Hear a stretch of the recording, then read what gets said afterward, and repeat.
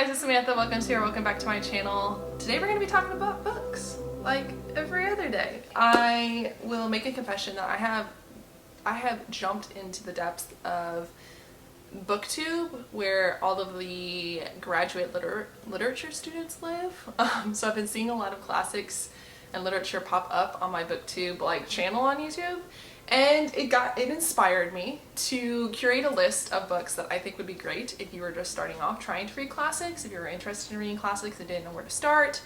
I personally don't have any authority to tell you what you should start reading. I'll just go ahead and disclaim that.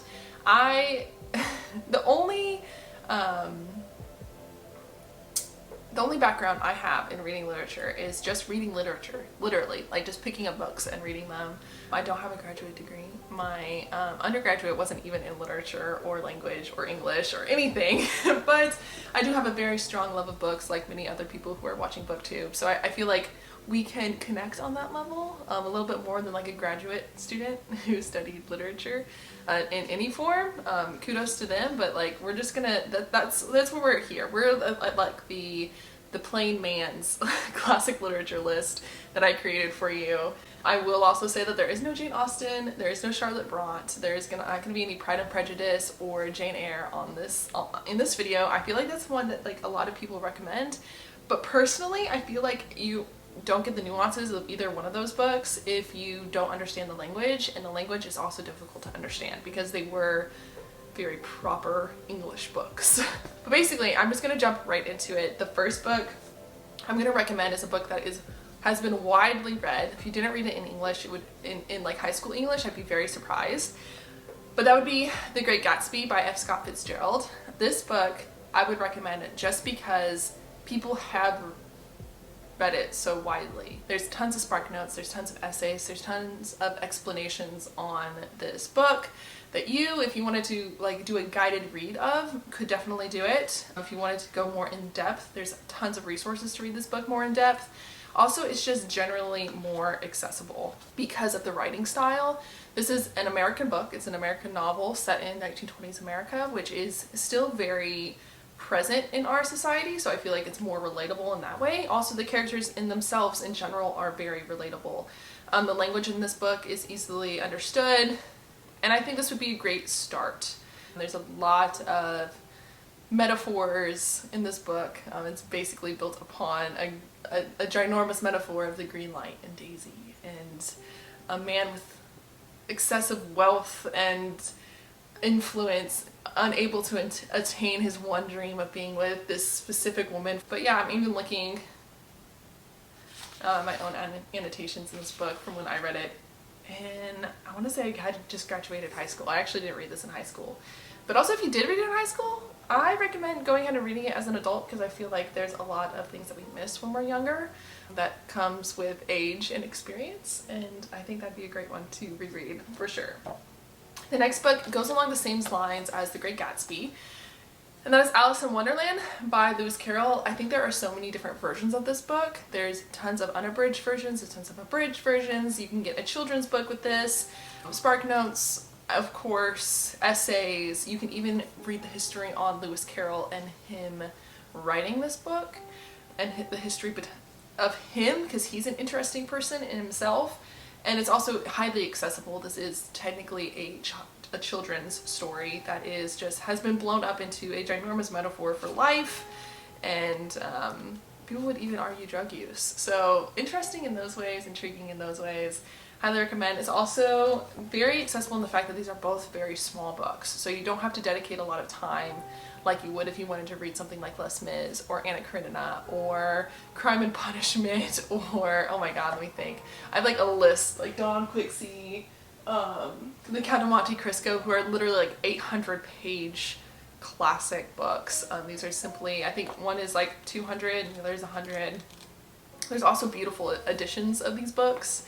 Most of them come with definitions in the back for words that you want to understand, and intros in the beginning that I highly recommend that you read as well in order to like get a little bit more understanding of like what you're reading about. But yes, highly recommend these ones. The next one, I'm gonna shoot myself in the foot because I did say I wasn't gonna give you like a Pride or Prejudice or like a Jane Eyre, but I will give you a Wuthering Heights, which is Emily Bront. I will give you this book simply because it's one of my absolute favorites, and I will use any excuse to recommend this book to people. I will give you fair warning as far as starting off with classics.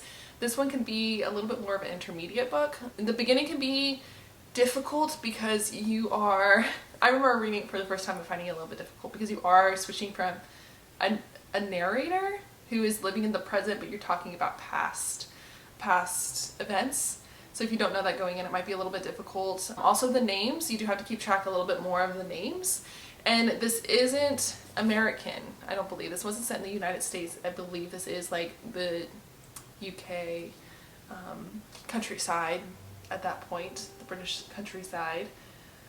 But yeah, this book is really good. I think the reason I would recommend this book, so I gave you all the reasons why I wouldn't recommend this book for a beginner, but the reasons I would recommend this for a beginner is that it is so understandable and relatable in weird ways. It's intriguing. It's a soap opera. It is your dramatic characters doing ridiculous things and you can't explain it. So it's intriguing. It makes you want to read more once you get into it. You want to see what happens to these characters because they're just so awful to each other and themselves.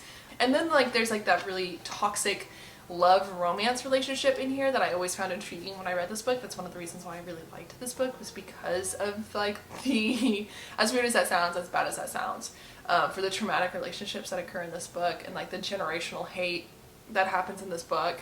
So yes, Wuthering Heights by Emily Bront. If you ever want to talk about this book, you can just DM me. I don't mind discussing the themes that are present in this book because they're so interesting. Alright, the next ones, I think I'm gonna go with another F. Scott Fitzgerald to talk about next.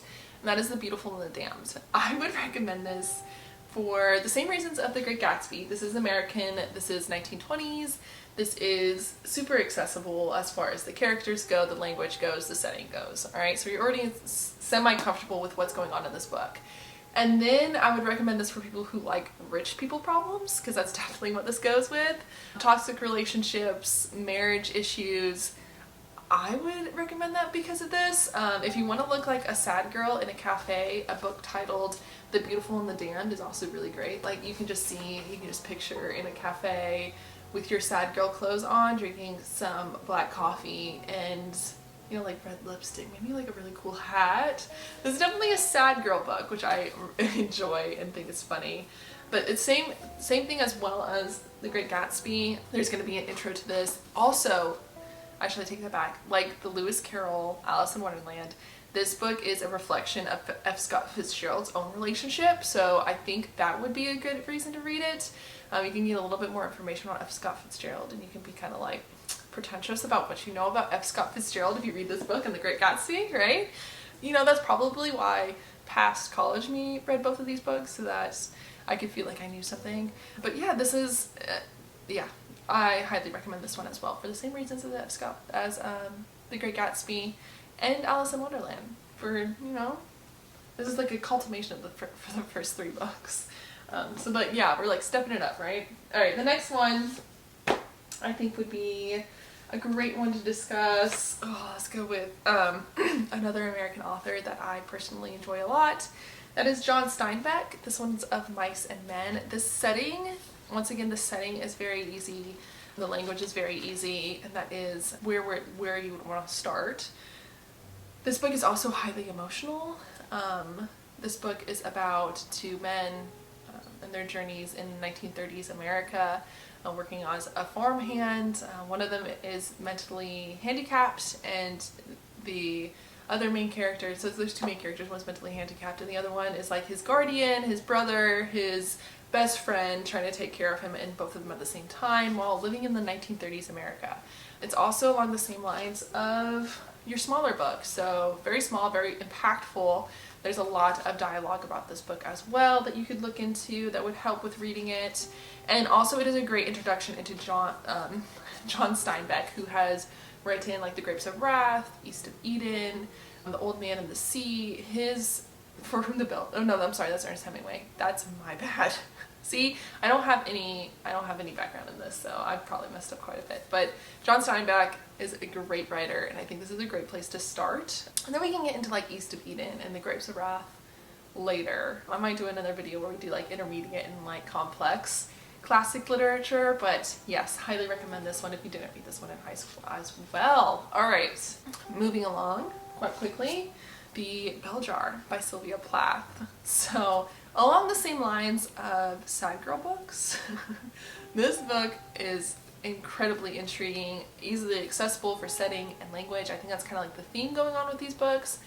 Before we're jumping into like a more in-depth classic book, I think it's a good place to start, in a place where like you can visually picture it with not too many descriptions, and you can understand the language that's being spoken so that you can relate more. And The Bell Jar is a great one as well. This one is about almost a coming of age story. It's about a woman in her early 20s discovering herself and what she wants to do in the world, what her place in the world is. It's very existential. So if you're looking for a little, like I said, a little bit more of a moody, sad girl read, I would highly suggest this one. It has a lot to say. It's literally about the breakdown of an American early 20s woman trying to find her place in the world. But yeah, highly recommend. This one's a good one. It's also a good one to discuss with other people who know, like, this is like the book, like, you've read The Bell Jar? I've read The Bell Jar. Let's discuss The Bell Jar. Alright, so you want to talk about pretentious classic literature. This one's a good one. It's also super accessible. That's why it's on this list. And the last, but very much not least,